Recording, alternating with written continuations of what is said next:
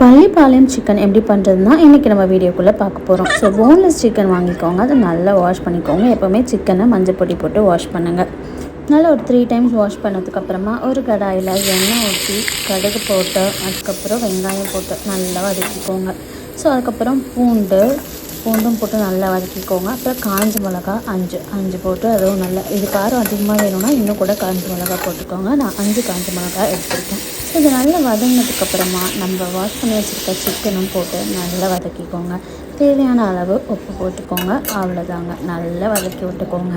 நல்லா வதங்கினதுக்கப்புறமா ஒரு 1 கிளாஸ் அளவு தண்ணி ஊற்றி மிக்ஸ் பண்ணிவிட்டு மூடி வச்சுருங்க. ஒரு 15 to 20 மினிட்ஸ் நல்லா வேகட்டும்.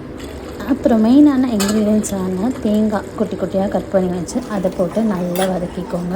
ஸோ அந்த தேங்காயோட ஃப்ளேவர்லாம் நல்லா இறங்கிடும். ஒரு 3 to 5 மினிட்ஸ் கழித்து கேஸை ஆஃப் பண்ணிவிடுங்க. அவ்வளோதாங்க, ருசியான பள்ளிப்பாளையம் சிக்கன் ரெடி.